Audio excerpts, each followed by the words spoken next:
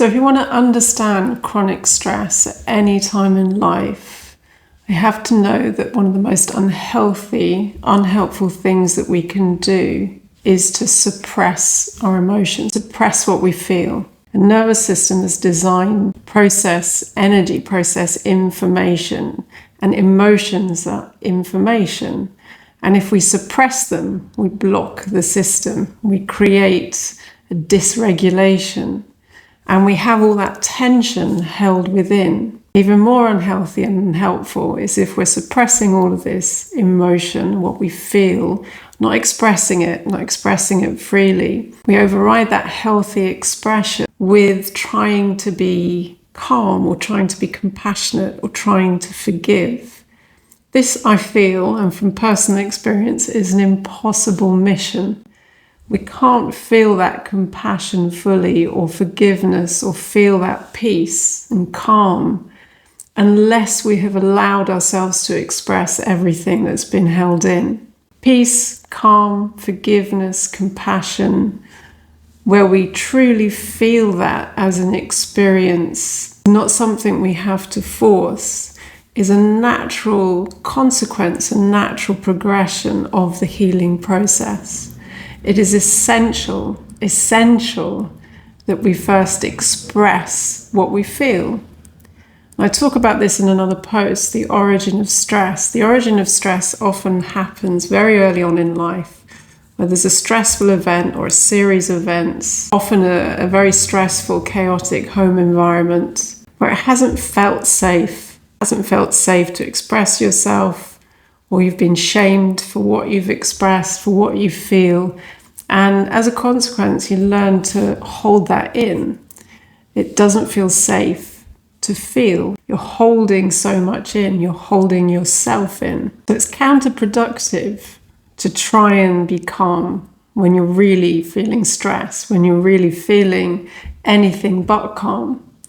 It's counterproductive to try and forgive, even if there's a will to forgive. And I completely understand that. I'm not saying it's not important to nurture forgiveness and compassion and kindness. These are very, very beautiful qualities.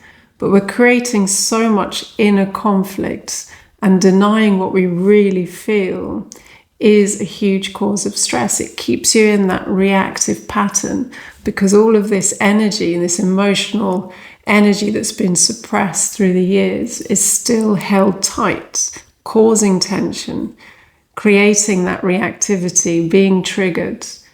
And so putting more pressure on by trying to be calm, trying to feel things that we'd like to feel, but really what we're doing is still suppressing what we truly feel. And it's so liberating, it's so healing to say how we feel and to understand what it is the body's communicating. Again, if we're trying to feel something, whether it's happiness, peace, calm, joy, and we're not acknowledging what it is we're truly feeling, we're really creating a lot of conflict and confusion at the level of the nervous system. And the nervous system is going to really struggle with this because it doesn't know what information to process. It doesn't know what to do with all that energy of emotion that's been suppressed, perhaps for many, many years, or that trying to feel something that's just not there. So one of the most powerful things you can do in the healing process is to start to express what it is you truly feel. It doesn't need to be calm. It doesn't need to be perfect. It doesn't need to be anything other than what it is you truly feel. There is so much freedom in authentically expressing what you feel. And particularly the emotions that we judge harshly, things like anger. Anger is so healthy. It can have such a healthy, healing expression. Anger is something that helps us create boundaries, to understand what doesn't feel right, to understand when we feel hurt, when there's some kind of injustice. And that's just one example of the emotions that we tend to judge harshly. So instead of trying to be calm and continuing to suppress what you feel, created so much stress and tension over the years, we start to heal through a healthy expression of what you're feeling. of allowing this energy and whatever's been stored and held in the body to be released, to stop holding yourself in and to allow yourself to feel and to express what you're feeling. It is deeply healing, okay? And as a consequence, part of that healing process, that you will naturally start to feel more calm. You'll naturally start to feel more compassion, more forgiveness, but it starts with you. What is it that you're feeling? What is it that you need? And in that way, your body's going to be able to come back into balance naturally. You're going to feel more at ease, safer in your body as you allow yourself to feel. And your nervous system is going to thank you for it as that information it's trying to process is flowing more naturally too.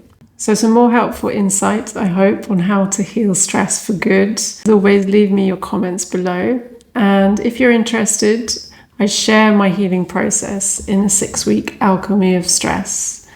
Thank you for being here, and I look forward to seeing you in the next post.